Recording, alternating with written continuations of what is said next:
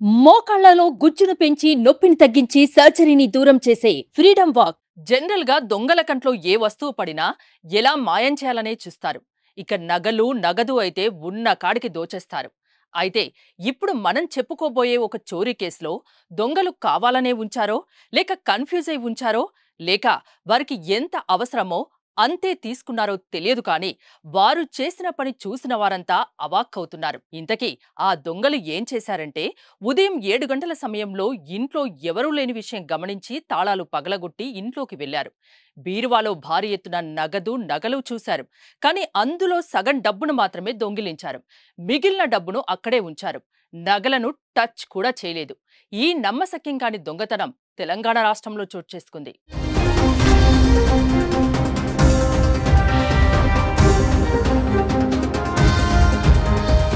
సూర్యాపేట జిల్లా తుంగతుర్తి మండల కేంద్రంలో నార్లాపురం శ్రీనివాస్ అనే వ్యక్తి టిఫిన్ సెంటర్ నిర్వహిస్తాడు. అయితే ప్రధాన రహదారిపై తన సొంత ఇంట్లో మొదటి అంతస్తులో ఉండే అతను ఆ ఇంటికి మరో 3 షట్టర్ల అవతల మరో షట్టర్లో హోటల్ నడిపిస్తుంటాడు. ఆదివారం ఉదయం రోజూ మాదిరిగానే భార్య కుమారుడితో కలిసి వ్యాపారం ప్రారంభించాడు. రద్దీ ఎక్కువగా ఉండడంతో కూతుర్ని కూడా రమ్మని ఫోన్ చేశాడు. దీంతో ఇంటికి తాళం వేసిన కూతురు కూడా టిఫిన్ సెంటర్ దగ్గరకు వెళ్ళింది.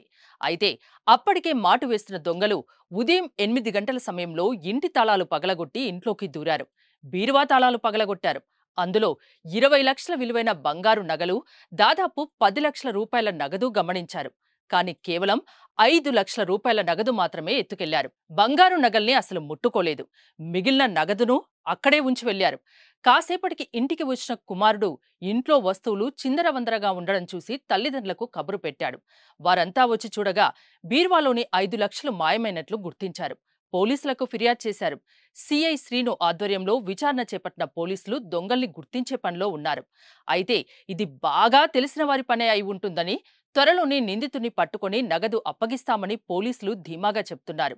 ఏది ఏమైనా అసలు దొంగలు ఎందుకు సగం డబ్బులే దోచుకెళ్లారు, బంగారం నగలు ఎందుకు ముట్టుకోలేదని స్థానికంగా తీవ్రంగా చర్చించుకుంటున్నారు. గంటలకి ఈయన పోతాడు రోజు. 7 గంటలకు నేను అన్నం కూర చేసి నేను పోతా. అయితే ఈ బాబు కూడా పోతాడు. ఇప్పుడు ఈ సెలవులకు వచ్చిన కాంచి వీడు నాతోటే వస్తాడు. నాకంటే ముందే వెళ్ళిపోతాడు. అయితే మేము పోయిన తర్వాత ఏమైందంటే ఇవాళ బాలకృష్ణ పని చేస్తాడు కదా మా కాడ. ఆయన రాలేదు.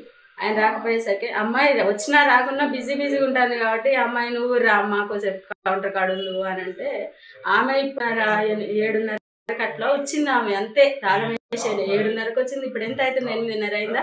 1 గంటల నేను నా ఇల్లని ఏది పడుతుందో అలా వేసుకున్నా. కనీసం లెక్క పెట్టకుండా కూడా వచ్చినట్టు అలా పడేసుకున్నా. దాని నిండా ఉండే.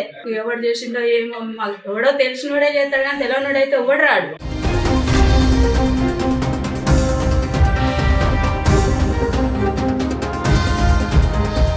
సుమన్ టీవీలో మీ పర్సనల్ అండ్ బిజినెస్ ప్రమోషన్స్ కోసం కింది నెంబర్కి కాంటాక్ట్ చేయండి.